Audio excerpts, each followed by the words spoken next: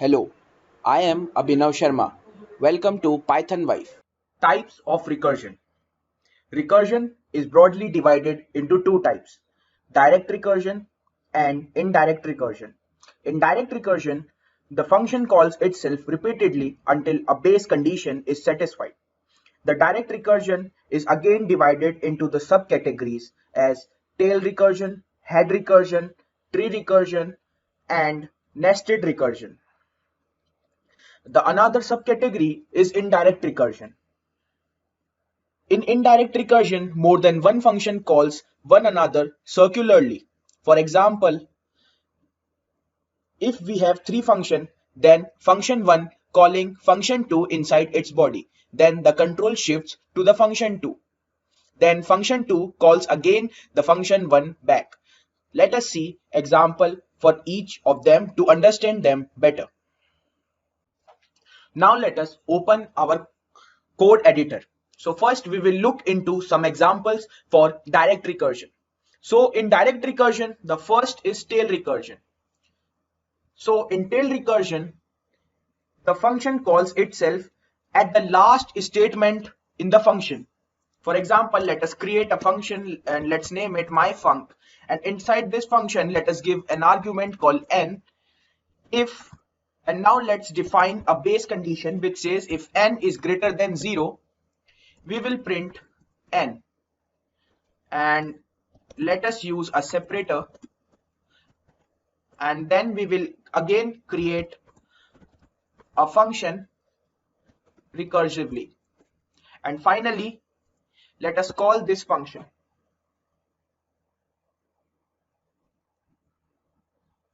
So to call this function, I will use the function statement called myfunc, and let us give it a parameter called 4. Now let us run our function.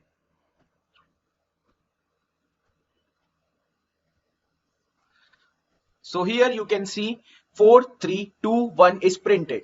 It is printed because we have defined a base condition which says if n is greater than 0, only then we will call our recursion. And you can see here the recursion function is called as the last statement of this complete function. That is the reason the function will return after this execution is completed in the stack. So this is known as tail recursion. Now let us look at another example for our head recursion. In head recursion, the recursion call is the first statement of the function. Let us see an example. Here I will again take a function called myfunc, and it will take an argument called n, and it will again say if n is greater than 0, we will this time instead of printing we will call our recursive function, and then we will print the statement or the thing which we want to print, which says we will print again, we will try to print this thing, and let's see what will be the output this time. So for this, let us comment down the previous code, and this time I will again call myfunc with the value 4. And when I run this, you can see instead of printing in a non-decreasing order, it is printed in this order. So here you can see our function is called before. That is the reason the stack is stored this recursive call first and then the print statement. And by the principle of stack which says last in first out, it will first print what is stored in our recursive call. So this is the reason 1 is printed, then 2, 3 followed by 4. Now let us understand what is tree recursion. So if a function is calling itself more than one time, then it is known as tree recursion. So to understand tree recursion, let us again create another function called myfunc, and this function again takes an argument called n, and if again we need to give a base condition which says if n is greater than 0, we will print n, and then what we will do is we will call our recursive call one time, and then we will call our recursive call once again another time. Now let us check what will be the output if we try to call the function twice. So again take argument as 4. So this time when I run, you can see it is printed multiple number of times. What it is done is, here it is called the function 2 times recursively. Now let us understand the nested recursion. So in nested recursion, a recursive call takes a recursive call as a parameter. So to understand this, I will again create a function called myfunc, and this time this function again takes a parameter n, and a base condition says n is less than 100. If n is less than 100, oh sorry, it says n is greater than 100, let's say, it will return n minus 10. All right, it will simply print n minus 10 if n goes beneath 100. If that's not the case, if else n is not greater than 100, then what we will return? We will simply return myfunc, and inside this we will again give our function as a parameter, and inside this function we will give the argument as n plus 11. This time let's try to print the output of this function, and let's say the value is 95. Let us comment down our previous code,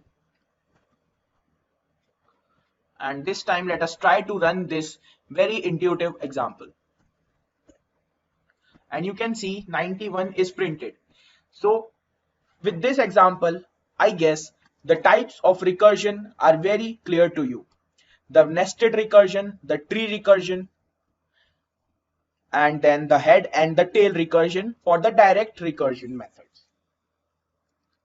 Now let us understand the indirect recursion.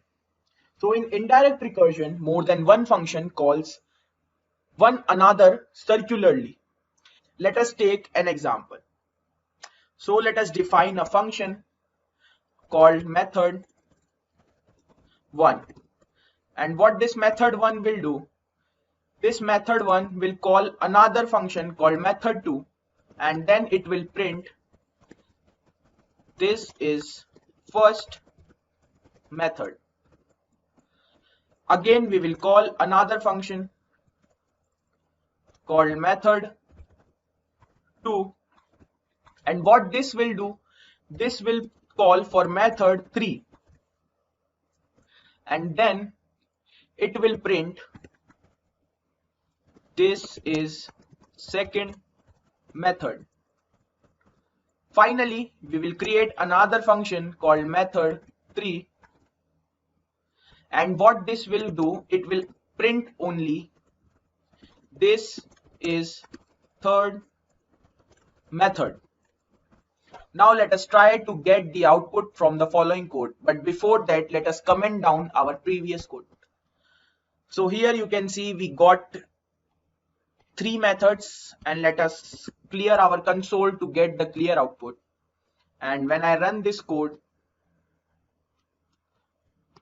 okay, so for running this code we need to call one method, which is method 1, right? And now let me run this code, and you can see method 1 calls for method 2, then the control shifts to method 2.